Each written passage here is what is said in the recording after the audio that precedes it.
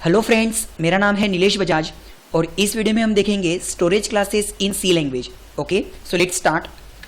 देखिए, last video में हमने देखा था ऑटोमेटिक स्टोरेज क्लासेस और उससे पहले हमने ये देखा था कि स्टोरेज क्लासेस एक्चुअली होते क्या है। तो वंस अगेन मैं 2 मिनट के लिए आपको मेंशन करूंगा यहाँ पे कि स्टोरेज क्लासेस क्या होते हैं, जो आपको आपके वेरिएबल के बारे में 4 पॉइंट्स डिस्क्राइब करते हैं। और वो 4 पॉइंट्स कौन थे कि आपका वेरिएबल कौन सी लोकेशन में जाके सेव हो रहा है कंप्यूटर के, अगर आपके वेरिएबल को हम वैल्यू नहीं देते हैं तो फिर उसकी डिफॉल्ट वैल्यू क्या रहेगी, और आपके वेरिएबल का स्कोप क्या रहेगा एंड आपके वेरिएबल की लाइफ क्या रहेगी।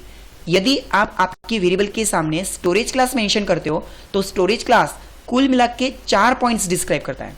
और उसमें से टोटल हमने 4 स्टोरेज क्लासेस में से लास्ट वीडियो में कौन सा स्टोरेज क्लास देखा था, ऑटोमेटिक स्टोरेज क्लास, जो कि सी लैंग्वेज का डिफॉल्ट स्टोरेज क्लास होता है।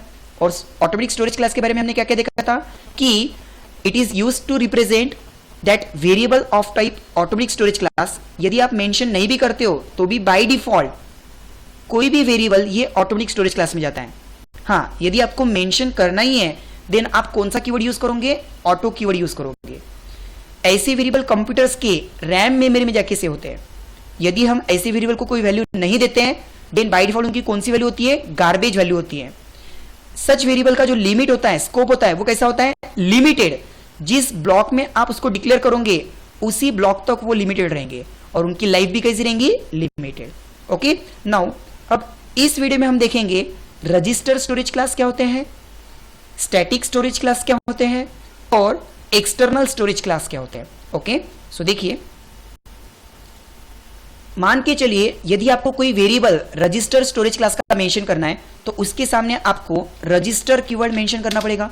देन उसका जो भी डेटा टाइप है वो, और फिर वेरिएबल इक्वल्स टू जो भी उसको वैल्यू इनिशियलाइज करनी है।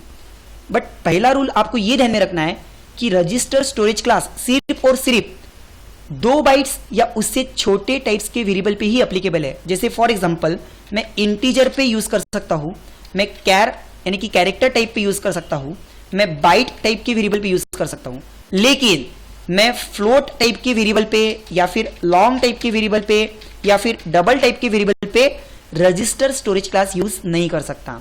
सो आपको यह ध्यान रखना है, register storage class is applicable up to 2 bytes of data only and it is represent with the keyword register.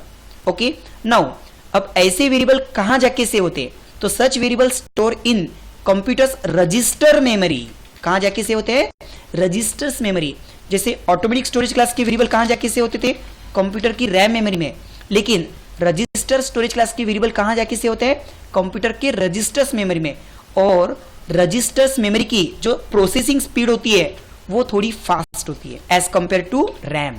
इसीलिए अगर कोई वेरिएबल ऑटोमेटिक स्टोरेज क्लास का है तो as compare to that variable registers variable की स्पीड थोड़ी fast रहेगी, और इसीलिए सच वेरिएबल को लूप कॉन्सेप्ट में ज्यादा यूज करते हैं, जैसे फॉर लूप में, डू वाइल लूप में या फिर वाइल लूप में। ओके, नाउ पहला पॉइंट कि such variable represent with the keyword register, such variable stored in computers register memory and it is applicable for 2 bytes of data only, या फिर जो भी 2 बाइट से छोटे होंगे उनके लिए।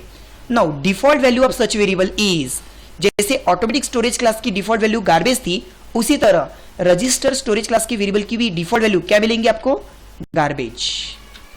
इसका जो स्कोप है वो कैसा है, लिमिटेड।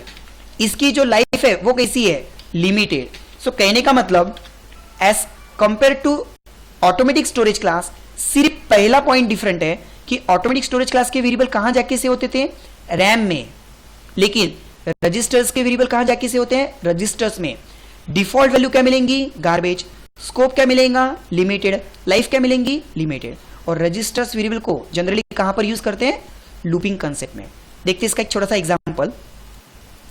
यहां पर मैंने by using the keyword register एक इंटीजर का वेरिएबल लिया, सपोज आई, और इसको मैं कहां यूज करूंगा, लूपिंग कंसेप्ट में। For i equals to 1, i less than equals to 50, i plus plus. अब जब ये लूप घूमेगा रिपीट तो सबसे ज्यादा प्रोसेसिंग किसके ऊपर होने वाली है, i के ऊपर। मतलब एक ही वेरिएबल के ऊपर कंपाइलर बार बार प्रोसेस करेगा, इसीलिए इस वेरिएबल को मैंने काय में डिक्लेयर किया, रजिस्टर स्टोरेज क्लास में।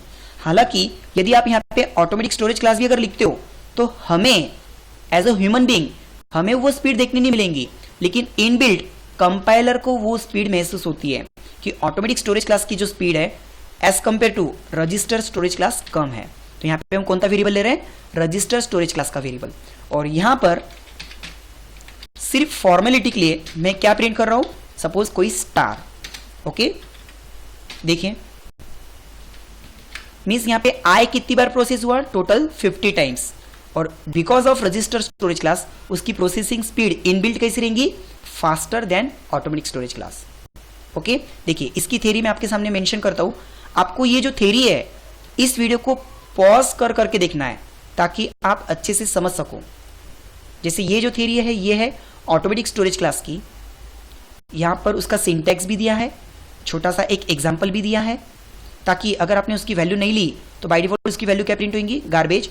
उसी तरह it is defined for register storage class कि यदि आपको आपके वेरिएबल को डिक्लेयर करना है तो कौन सा कीवर्ड यूज करना है, रजिस्टर।